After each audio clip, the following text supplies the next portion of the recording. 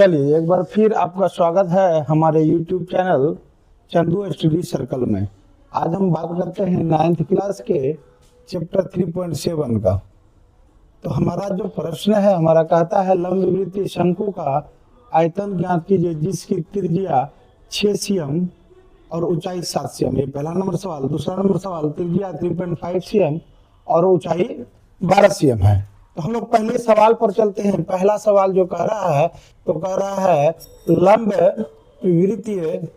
लंबवृत्तीय शंकु की त्रिज्या अर्थात r = 6 cm और ऊंचाई h = 7 cm। कह रहा है डायरेक्ट की शंकु का आयतन ज्ञात है। जैसा हम लोग जानते हैं कि शंकु का आयतन होता है लंबवृत्तीय शंकु का आयतन तो 1/3 पाई r² h।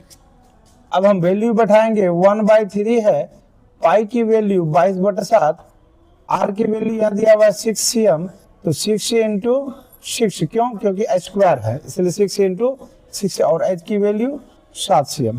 अब 7 कैंसिल, 3 एकम 3, 3 दूनी 6। अब जो हमारा 22 × 6 दूनी 12, 12 दूनी 24 की 4। अब दोनों को गुना कर देंगे। 12 दूना 24 की 4 हासिल 2, 12 दूना 24, 2 26, 264 cm³ इसका आंसर होता है। अब दूसरा नंबर सवाल जो हमारा दूसरा नंबर सवाल में भी देख लेते हैं। दूसरा नंबर सवाल में कह रहा है लंबवृत्तीय शंकु की त्रिज्या जिसे r से सूचित किया जाता है 3.5 cm और ऊंचाई जो है दिया हुआ है 12 cm। तो इसका भी आयतन ज्ञात करना है। तो लंबवृत्तीय शंकु का आयतन लंबवृत्तीय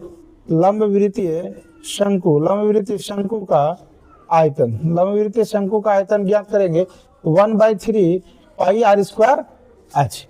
शंकु का आयतन होता है 1/3 पाई r² h।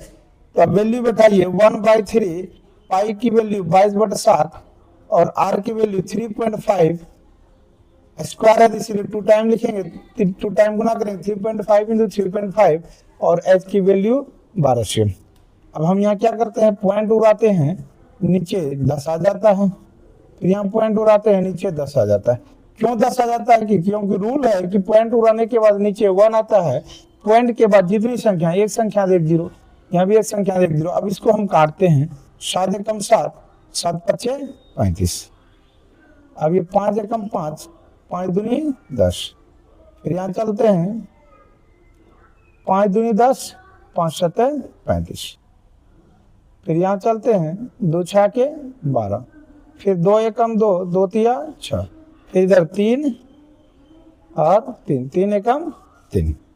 तो अब हमारा जो बच रहा है शेष हमारा जो बच रहा है वो बच रहा है ऊपर में 22 × 7, 22 × 7, 22 × 7, 22 7 154 cm³ ये आपका राइट आंसर है। चलिए अब हम लोग दूसरे सवाल की ओर चलेंगे, लेकिन इससे पहले हम कुछ महत्वपूर्ण फार्मूला पर डिस्कस करेंगे और वो भी शंकु से संबंधित फार्मूला ही डिस्कस करेंगे। दूसरा जो सवाल है उस सवाल में हमें आवश्यकता होती है इसकी, इसीलिए हम बात करेंगे। चलिए हमारा जैसे ये आकृति देख रहे हैं, ये हमारी आकृति है, बना रहे हैं एक शंकु की आकृति बना रहे हैं।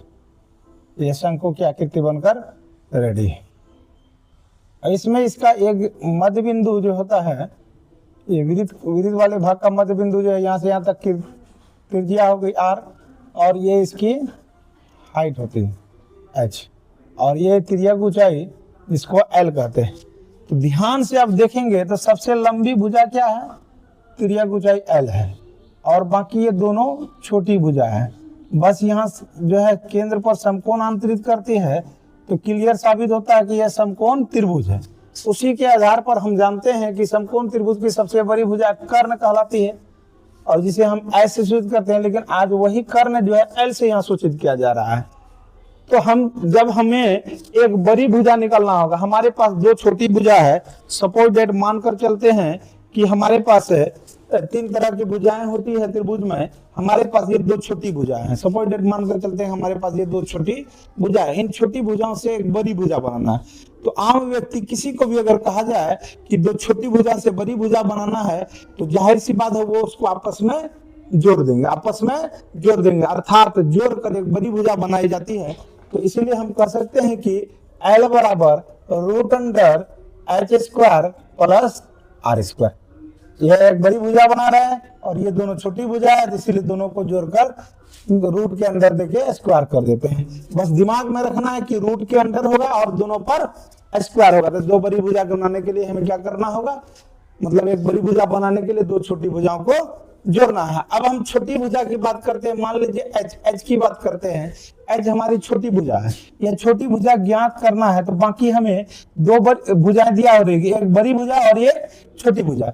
अब कहता है एक बड़ी भुजा हमारे पास है, मान लीजिए ये एक बड़ी भुजा है, ये एक बड़ी भुजा है और ये एक छोटी भुजा हमें दी हुई है। तो इससे हमको एक मतलब जो है कि छोटी भुजा निकालना है। तो जाहिर सी बात है कि एक बड़ी और एक छोटी भुजा है, तो ये छोटी भुजा बड़ी भुजा में अगर हम माइनस कर देते हैं, छोटी भुजा बच जाती है। इस तरह से जो है कि हम कहते हैं कि h बराबर क्या हो गया, रूट अंडर बड़ी भुजा में छोटी भुजा को माइनस करते हैं, L square minus R square. इसी प्रकार r बराबर निकालते हैं, r भी एक छोटी भुजा है, हमें r पता r निकालना है, तो जाहिर सी बात है कि बड़ी भुजा L तथा छोटी भुजा h की जानकारी होगी। तो हम एक बड़ी भुजा एक छोटी भुजा और दूसरी छोटी भुजा निकालना है। इसका मतलब साफ जाहिर है कि हम ये इसको क्या करेंगे, बड़ी भुजा में छोटी भुजा को घटाएंगे। ये याद रखने का एक ट्रिक है, ये याद रख सकते हैं कि अब क्या होगा, L square minus H square. ये आपका बहुत इंपॉर्टेंट फार्मूला है और इसी फार्मूला के आधार पर जो हमारा 2 नंबर नेक्स्ट जो सवाल है, इसी फार्मूला के आधार पर बनेगा। तो हमें इसे याद रखेंगे, L equal to root under H square plus R square, H equal to root under L square minus R square, R equal to root under L square minus H square. अब हम दूसरा नंबर सवाल लेके आएंगे।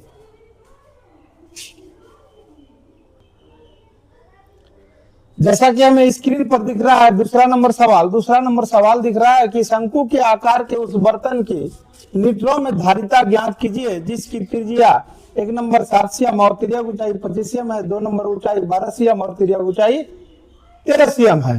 तो धारिता की बात करते हैं, धारिता का मतलब होता है धारण करने की क्षमता, किसी भी चीज की धारिता का मतलब धारण करने की क्षमता, अर्थात बर्तन की बात किया गया, बर्तन में धारण करने की जो क्षमता होता है वो आयतन होता है, धारिता इक्वल टू आयतन, ऐसा याद कर सकते हैं। इसलिए 1 नंबर सवाल पर हम चलेंगे, शंकु की त्रिज्या r इक्वल टू 7 सीएम और ऊंचाई h इक्वल टू 25 सीएम है। जैसा कि हम सभी जानते हैं कि धारिता का मतलब आयतन का जो फॉर्मूला होता है 1/3 पाई r स्क्वायर h, 1/3 पाई r स्क्वायर h। और यहाँ इस सवाल में हमें h दिया हुआ नहीं है, हमें क्या दिया हुआ, त्रिज्या ऊंचाई l, क्या दिया हुआ, त्रिज्या ऊंचाई l, अर्थात हमें h निकालना होगा, अभी थोड़ी देर पहले हम पढ़े थे h बराबर formula root under L square minus R square. हमारा जो L का वैल्यू है 25 का स्क्वायर माइनस और R की जो वैल्यू है 7 का स्क्वायर, 25 का स्क्वायर करते 25 गुना 25 625, अब माइनस 7 का स्क्वायर 7 7 49। अब दोनों को घटा देते हैं, तो घटाते हैं तो 15 में 9 गया 6 और यहाँ बचा 11, 11 में 4 गया 7, 5 7 76, 15 में 9 गया 6, 11, 11 में 4 गया 7 और ये 5 कम 5। अब 576 का हमें क्या करना है, वर्गमूल निकालना है। तो जैसे बात है 576 का वर्गमूल निकालेंगे, तोड़ देंगे 2 दूनी 4, 2 8 16, 2 8 16, फिर से तोड़ेंगे 2 1 2, 2 6 8, 2 6 8, फिर 2 से तोड़ेंगे 2 7 14, 2 दूनी 4, फिर 2 से 36, 2 से 18, 2 से 9, 3 3 9। तो वर्गमूल का क्या रूल है, 2 संख्या के बदले 1 संख्या लेते हैं, 2 संख्या के बदले 1 संख्या लेते हैं। इस प्रकार हम कह सकते हैं कि जो इनका जो वर्गमूल होगा इसको हम यहाँ तोड़ के दिखा देते हैं कि तोड़े हैं जो इसको किस हिसाब से तोड़े हैं, तो 2 into 2 into 2 into 2 into 2 into 2 तो 3 इंटू 3। वर्गमूल निकालने का सबसे आसान तरीका क्या होता है, हम उसे अभाज्य गुणनखंड विधि में तोड़ लेते हैं, कि जैसा कि आप यहाँ देख रहे हैं, और दो संख्या के बदले एक संख्या ले लेते हैं। 2 2 2 है, फिर यहाँ 2 2 है, फिर यहाँ 2 2 है, फिर यहाँ 2 2 है। इसका मतलब दो संख्या के बदले एक संख्या ले लेंगे, 2 2 के बदले 1 2, फिर गुना, फिर 2 2 के बदले 1 2, फिर गुना, फिर 2 2 के बदले 1 2, फिर गुना, 2 3 के बदले 1 3। इस तरह गुना करेंगे, 2 दूनी 4, 4 दूनी 8, 8 या 24। हमारा जो वर्गमूल हमारा जो ऐसे निकल जाता है वह 24 निकलता है। आपका प्रश्न के अकॉर्डिंग क्या कहता है, बर्तन की धारिता, बर्तन की धारिता, तो बर्तन की धारिता अभी हम थोड़ी देर पहले बता चुके हैं कि धारिता मतलब आयतन। 1/3 पाई आर स्क्वायर एच। अब हम यहाँ वैल्यू बैठाएंगे 1/3 इंटू पाई का वैल्यू 22/7, और यहाँ जो हमारा आर की वैल्यू दिया हुआ 7 इंटू 7, और एच की वैल्यू कितना निकला है, तो 24। अब हम कैंसिल करेंगे, 7 एकम 7 कैंसिल, 3 एकम 3, 3 अट्ठे 24 कैंसिल। अब हमारा क्या निकल कर आता है, तो 22 इंटू 7 इंटू 8। अब हम इसे गुना कर लेंगे, 22 इंटू 7 इंटू 8 करेंगे, 22 7 154, 154 इंटू 8 करेंगे, 8 चौक 32 के 2 हासिल 3, 8 पंजे 40 3 43 हासिल 4, 8 एकम 8 4 12, 1232 सेंटीमीटर क्यूब। लेकिन प्रश्न हमारा क्या कर रहा है कि लीटरों में धारिता ज्ञात करें, लीटरों में धारिता ज्ञात करें। हम ऐसा जानते हैं कि सीएम क्यूब को अगर लीटर में बदलना होता है तो 1000 से डिवाइड करते हैं। 1000 से अगर भाग देते हैं तो इसका भाग देने का सबसे आसान बोल, 1 से 1232 में भाग देंगे तो 1232 ही आएगा। 1 से 1232 में भाग देंगे तो 1232 ही आएगा, और 3 0 और 3 अंक बाद पॉइंट यहाँ डाल देंगे और इसी को लिख देंगे लीटर आंसर। ये इसकी बर्तन की धारिता हो गई। अब हम लोग है और इसे बनाकर कमेंट करेंगे। Thank you very much.